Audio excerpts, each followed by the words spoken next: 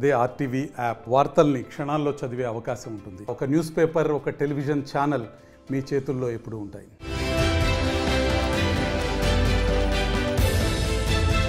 పిఠాపురం ఇప్పుడు 2 తెలుగు రాష్ట్రాల్లో ఈ నియోజకవర్గం చాలా హాట్.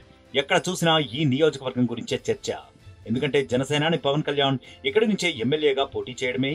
కాపు సామాజిక వర్గం ఓట్లు ఎక్కువగా ఉన్న పిఠాపురం నియోజకవర్గం ఎంతో చారిత్రక నేపథ్యం ఉన్న ప్రదేశం. సంగీతం, సాహిత్యం, ఆధ్యాత్మికతలను పెంచి పోషించడంలో పిఠాపురం సంస్థానం ప్రత్యేక స్థానం సంపాదించుకుంది.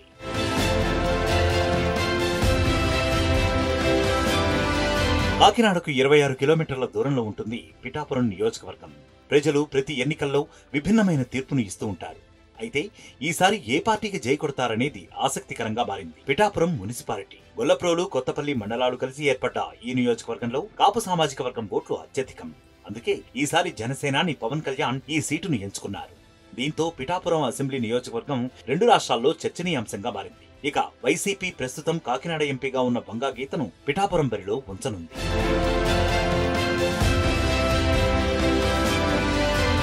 కాకినాడ జిల్లాలో పిఠాపురం, రాజోలు, అమలాపురం, కొత్తపేట నియోజకవర్గాల్లో కాపు సామాజిక వర్గం ఓట్లు పెద్ద ఎత్తున ఉన్నాయి. ఇందులో పిఠాపురం, అమలాపురం, రాజోలు నియోజకవర్గాల్లో జనసేన కొంత బలంగా ఉంది. అయితే ఇందులో పిఠాపురం మినహా అమలాపురం, రాజోలు 2 ఎస్సీ నియోజకవర్గాలు.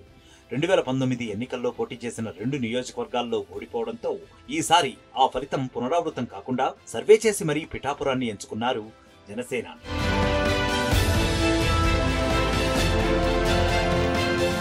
పిఠాపురం నియోజకవర్గ ప్రజలు విభిన్నమైన తీర్పులకు కేరాఫ్ అడ్రస్. 2004లో రాష్ట్రమంతటా వైఎస్ఆర్ నేతృత్వంలో కాంగ్రెస్ పార్టీ విజయ ఢంకా మ్రోగిస్తే పిఠాపురంలో మాత్రం బీజేపీ అభ్యర్థి పెండెం దొరబాబు విజయం సాధించారు.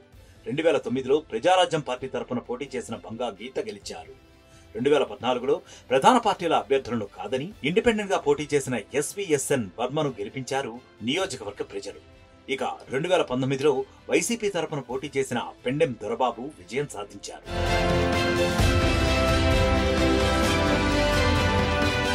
పవన్ కళ్యాణ్ పిఠాపురం బరిలో ఉండటంతో జన సైనికులు మోహరించారు.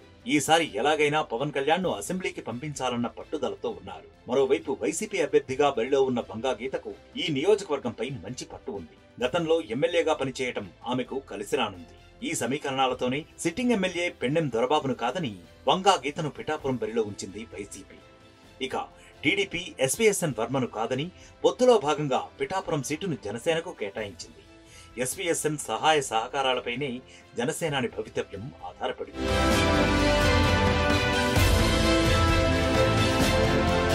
మరిన్ని వీడియోస్ కోసం ఛానల్ ని సబ్స్క్రైబ్ చేయండి. లేటెస్ట్ అప్డేట్స్ కోసం వాట్సాప్ ఛానల్ ని ఫాలో చేయండి.